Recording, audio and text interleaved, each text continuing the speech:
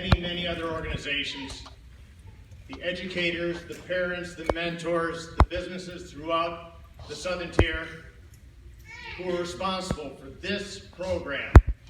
The reason I'm emphasizing the word "this" is because, as Gene just said, this is one of the best Our Community Salutes programs in the country.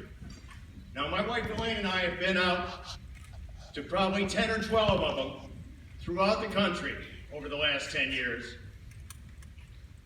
We're huge fans. We're huge advocates for the program. And this is one of the best. Not just because it recognizes the young men and women who are enlisting from the Southern Tier, and I know that we also have some folks that we're recognizing from the Northern Tier of Pennsylvania. But this whole region, we're recognizing the families, the region itself, and the future of America. Now, before I get started, I do have a script here because I tend to get wound up. And if you get wound up with me, I got no issue. I told some guys in the back, treat it like a basketball game. If you hear something you like or something you don't like, start stomping your feet and hooting and hollering. That's what we're here for. We're here to recognize and we're here to celebrate. Now, before I get too far along, I want to thank the Windsor Music Department for that powerful rendition of our national anthem. You know, I used to ask my soldiers the type of simple question that a high school English teacher would ask them. What is the punctuation mark at the end of the national anthem? The land of the free and the home of the brave. Anybody know? It's not an exclamation mark. It's not a period. It's a question mark. You see, back during the War of 1812, when Francis Scott Key penned those lyrics, he was on board a ship in the Baltimore Harbor, looking across over at Fort McHenry, where the American forces had been shelled and rocketed throughout the night by the British. At dawn's early light, he truly didn't know if the Americans had weathered that barrage. He truly didn't know if that American flag was still standing. He didn't know if the American ideal had survived. I will tell you, ladies and gentlemen, no matter what your politics, as long as we have proud patriots like we have here tonight in Windsor, our flag will continue to wave over the America we love for a long, long time.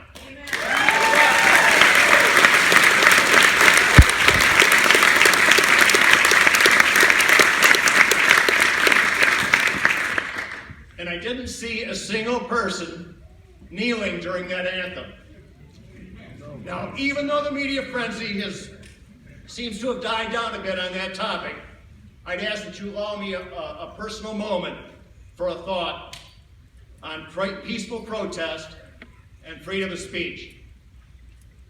And it ties into something that the principal was talking about.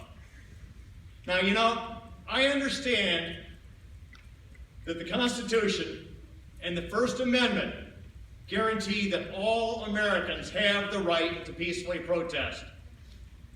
They have the right of freedom of speech.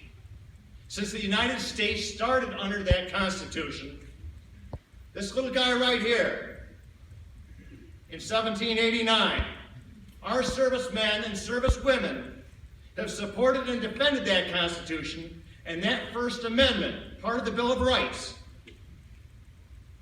sometimes with their own lives. But I'd ask you to remember, it's that same First Amendment that guarantees us the right to assemble for events like this tonight. Yes, Americans have the right to peacefully protest. But personally, what Pete Lennon would like to see when some star athlete or other celebrity gets down on a knee, they also respectfully put their hand over their heart. By doing that, they would be showing that they too recognize and appreciate the wonder and the potential that is America. By doing that, they would be putting their egos aside, at least for a few moments, and pledging for everyone to see that they too, in their own way, are committed to make and keep the America that belongs to all its legal residents more full of liberty, justice, and opportunity. Now, we'll see how many of these hot shots take up the challenge, but I hope some do. Now, one more thought on our flag. Since the early days of the Revolutionary War, Gene, you weren't around at that point, I don't think. Well, you referred to me, I think, as the old guy on the stage, so I got to.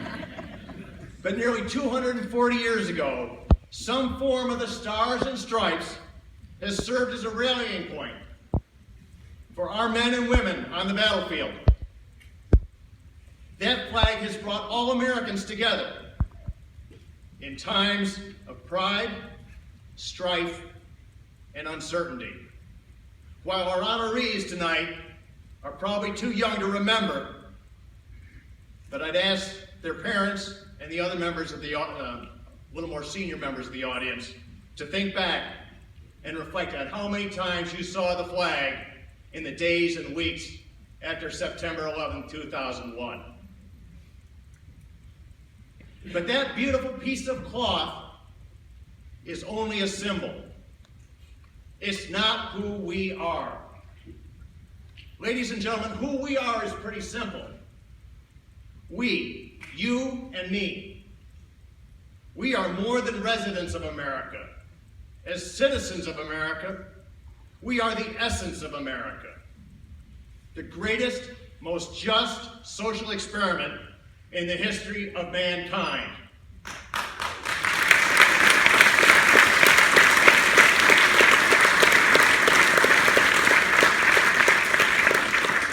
Now, I love a quote I recently read in an essay by a senior up at Unadilla Valley, where I went to school in Chenango County.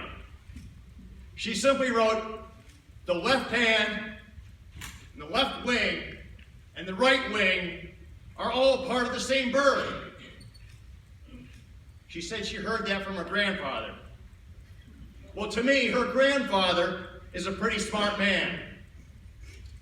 And I'd like to thank her grandfather for passing on that bit of wisdom to the current generation.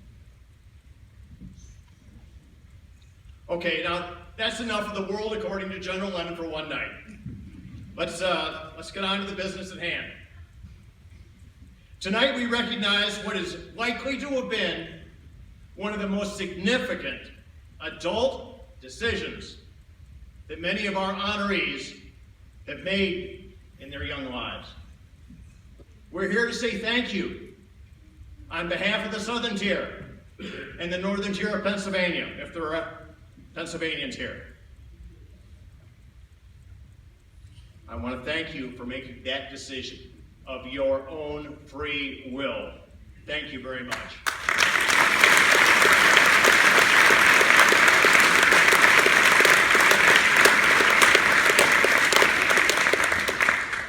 But we're also here to say thank you to those very important people in the audience who are important members and influences in our enlistees' lives.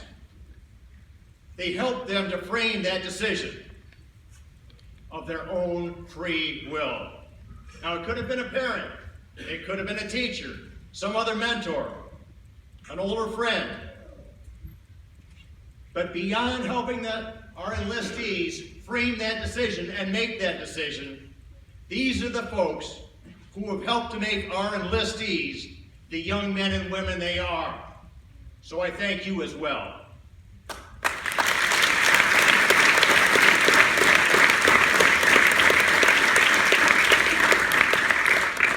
Now, enlistees, you guys and gals are special. And you're about to become even more special. You may just not know it yet, or you may not believe it. So over the next few minutes, I'm going to tell you why you're special and how you're going to become specialer. Now, whenever I give a speech or some sort of public presentation, or even if I'm on an airplane chatting with the person next to me, I spend a significant amount of time educating those people about the military, debunking their perceptions from years gone by. They may have remembered how the military used to be when they were kids. I remember how the military was when I sat in the high school audience. Years ago, when I was sitting in the auditorium, there was a perception that if a young person wasn't prepared for college, couldn't get a good job, or in some of the harder cases, wasn't even prepared for adulthood, they could always go in the military and find themselves. Or in some of the more challenging cases, straighten themselves out. Ladies and gentlemen, that's not true today. Today's military accepts just over 25% of the 18 to 25-year-olds. 1 in 4 of our 18 to 25-year-olds can meet the military entrance requirements. That's a pretty astounding fact. Now that figure means a couple things to me. First, it means that that same group of young men and women that the military is looking to bring in, America's best and brightest, are also being courted by some of the best colleges and some of the best businesses. You folks had choices, and you chose the military as your foundational step. Now that step is going to change you. Believe me, it will change you. Your families will see it. Eventually you will see it. The future you won't even recognize the view of tonight. Now, when I was a senior in high school, I had a friend who had graduated the year before, shipped off to the Marine Corps at Parris Island. He came back in about November. He asked me, "Pete, how'd the baseball team do last year?" I said, "Roy, you were on that baseball team." He didn't recognize that he was only a few months separated from when he graduated from high school. His life had changed that much. Now, the second thing that 25% figure shows, it shows just how technical the modern battlefield has become. Now, everybody knows that we need some really smart folks to figure out the trajectory of a rocket or a missile, or to engage in cyber warfare or cyber defense. But I will tell you, today's service members are also on the cutting edge in fields such as medicine, engineering, logistics, and yes, we do have some darn fine musicians in the military. You would be amazed at the number of PhDs from Juilliard that are in the military music departments. Now, even today's basic infantryman or infantrywoman has an amazing amount of technology right at their fingertips. We have got to make sure that we pick the best. Now, I want to go one more step with that 25% figure. You 25%ers are what's entering into the pipeline of military training. But what matters is what's coming out of that military pipeline. What type of soldiers, sailors, airmen, and Marines will you be? After all, America is depending on you for our very existence and security. Now, on that first day, when you get off the bus at boot camp, you're probably going to meet some not quite so friendly drill sergeant. Now, that's when you realize we're not in Kansas anymore, Toto. Now, that drill instructor's job is to do more than to teach you military discipline, more than teach you how to salute, more than to teach you how survival skills, and more than teach you some basic technical skills, like firing a weapon and navigating, doing land navigation, and first aid. No, Those drill instructors are responsible for taking the raw attributes that you folks bring to that camp and developing them. You may not even know you have those attributes, but they're going to find them and they're going to develop them. And they're going to be instilling, inoculating, if you will, with all the injections you're going to get some values injected into you too. Together, these attributes are going to become part of your very DNA. My old boss, General Ray Odierno, used to call these attributes the 3 C's: competence, commitment, and character. 3 pretty simple words, pretty common words. Well, let me take a moment to talk about each one of them. Competence. Competence is having, sharing, and applying the skills necessary to be a professional. From day one and throughout your military career, you're going to be learning. You're going to be honing your craft. So listen and learn.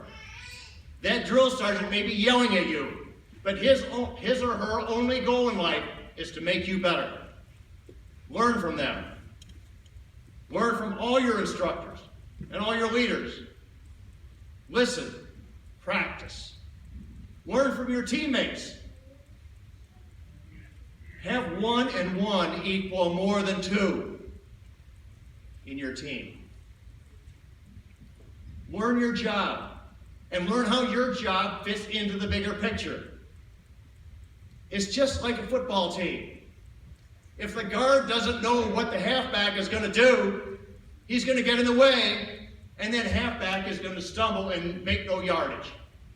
Understand how the team works and determine and figure out how you can make your part of it essential and powerful to that team. The second C is commitment. Commitment is recognizing something beyond yourself, putting the greater good first, even if it means you have to put aside your wants and desires for a little while. You'll quickly learn in the military and in adulthood overall, it's no longer all about you. My wife has to remind me of that quite frequently. No, it's about your mission. It's about your teammates and the success of your unit. But it's most important that it's about the American way of life, what makes America great. For you see, you represent America. You will wear that flag on your uniform. Wear it honorably for all the world to see. You see, that's another reason you're pretty special already. Now, the third C is the most important one. It's character. Now, let me start out this C with a little quote from my old command sergeant major. Now, anybody who's ever been associated with the military, I know, Sergeant Major, you've heard this before, but it's true. A command sergeant major or a sergeant major in the Marine Corps is the voice of authority. Generals like me get a lot of guidance. We follow orders, we execute the general mission. But a sergeant major or a command sergeant major, they only communicate with God. They have God on their speed dial. Well, my old Command Sergeant Major Stacy Davis, used to say, character means choosing the hard right over the easy wrong, even when you don't think anybody's looking. Because somebody always is looking, even if it's only you looking back at yourself in the mirror the next morning. Character is not something you can turn on and off like a switch. It's 24/7, 365. Your character is something that will be tested every day of your career and every day of your life. It's something you must work at every day of your career and every day of your life. Strong character is made up of honor, loyalty, service beyond self, integrity, and respect. Now that's a bunch of fancy attributes, but each one of them means something. So why is character so important? To me, the answer is simple.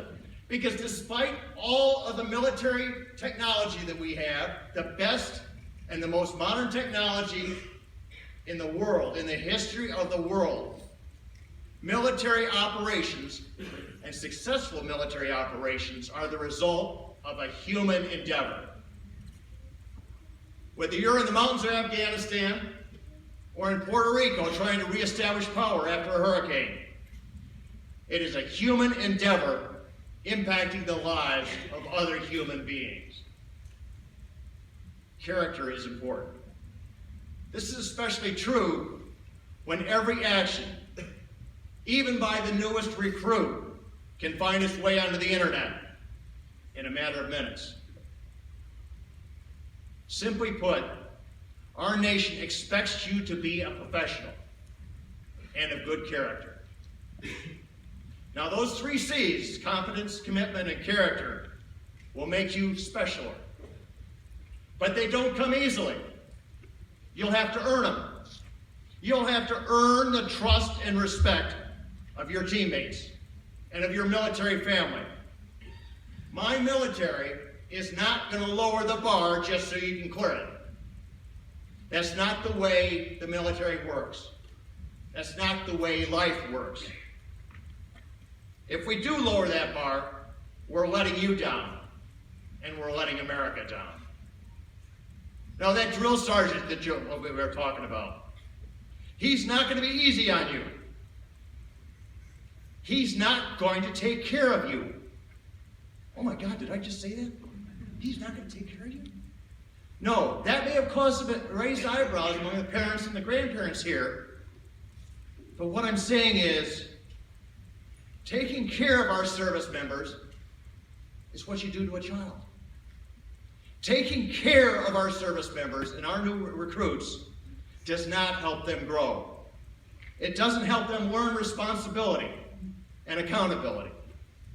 It doesn't help them to pick themselves up after a bad day and get ready for the challenges of the next day.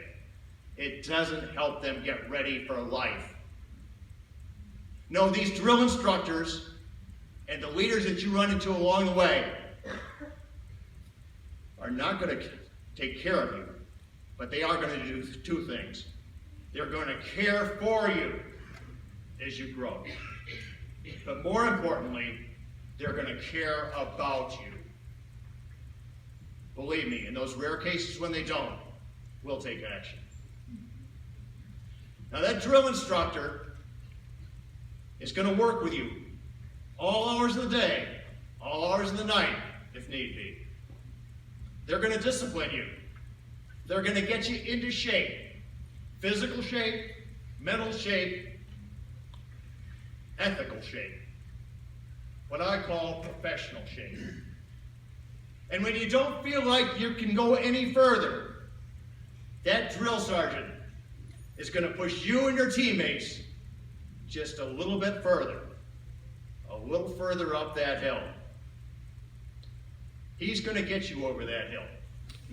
And when he does, and when you make it, he's going to quietly move off to the side and smile with pride, just the same as your parents would. Now, I used to tell my soldiers, self-esteem feels a whole lot better when it's earned.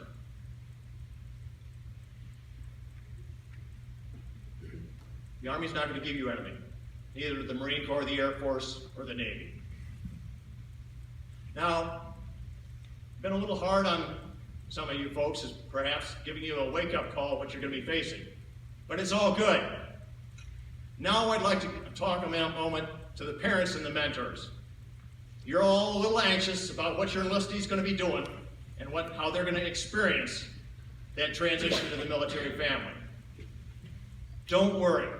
The military has been at this for 244 years. And I can say with confidence that the training gets better and more professional every year. Your enlistee is joining the best trained, best led military force in the history of mankind.